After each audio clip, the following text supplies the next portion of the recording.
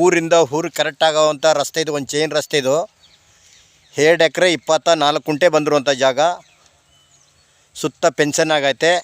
ಮಣ್ಣಂತೂ ಒಳ್ಳೆ red soil. ಇಬ್ಬರು ಬೇಕಾದ್ರೆ ಮಡಿಕೋಬೋದು, ಒಬ್ಬರು ಬೇಕಾದ್ರೆ ಮಡಿಕೋಬೋದು. ಒಂದು ಮನೆ ಐತೆ, ಕುಬೇರ್ ಮೂಲಲ್ಲಿ ಮನೆ ಕಟ್ಟಿದ್ದಾರೆ.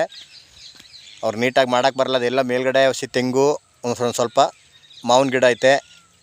ಎಲ್ಲ ಹನಿ ನೀರು ಹೊಡೆದು ಡ್ರಿಪ್ ಎಲ್ಲ ಮಾಡಿದರೆ, ಪೈಪ್ ಲೈನ್ ಎಲ್ಲ ಮಾಡಿಬಿಟ್ಬಿಟ್ಟಿದ್ದಾರೆ. 2 ಬೋರ್ಗಲ್ಲು ಒಳ್ಳೆ ನೀರಿದೆ ಅಂತ ಸರ್ವಿಸ್ ಇದೆ.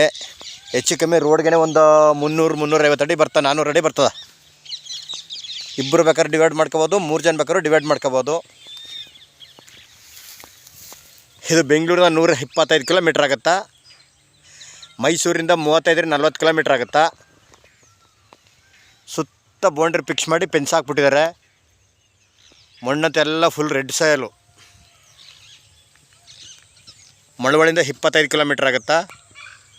ಮಣ್ಣು ನೋಡಿ ಸೂಪರಾಗಿದೆ. ಮಣ್ಣಂತೂ ಸಖತ್ತಾಗಿದೆ.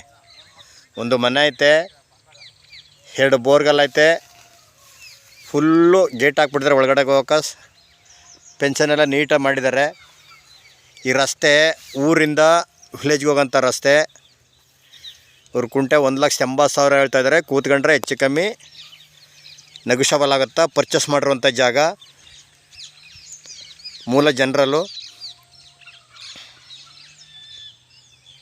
2 ಬೋರ್ಲು ಒಳ್ಳೆ ನೀರಿದೆ. ಒಳ್ಳೆ ವಾಸ್ತುಕ್ಕೋಸ್ಕರನೇ ಐತೆ.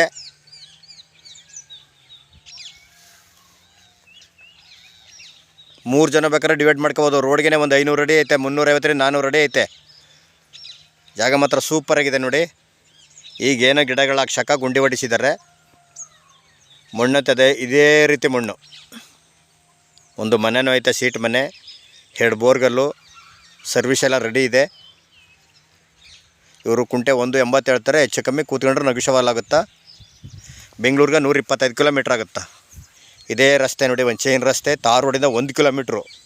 ಬಸ್ ರೋಡಿಂದ ಒಂದು ಸರ್ಕಲಿಂದ 1.5 ಕಿಲೋಮೀಟ್ರ್ ಆಗುತ್ತಾ. ದೊಡ್ಡದು ಸರ್ಕಲ್ ಐತೆ. ಇದೇ ಗೇಟು.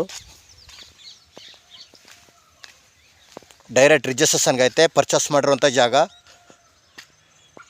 ಊರಿಂದ 1.5 ಕಿಲೋಮೀಟ್ರು. ಬಸ್ ರೋಡಿಂದ 1 ಕಿಲೋಮೀಟ್ರು. ಬೆಂಗಳೂರಿನ ಡೈರೆಕ್ಟ್ ಗಾಡಿ ಇದೆ ಬಸ್ ಇಲ್ಗ.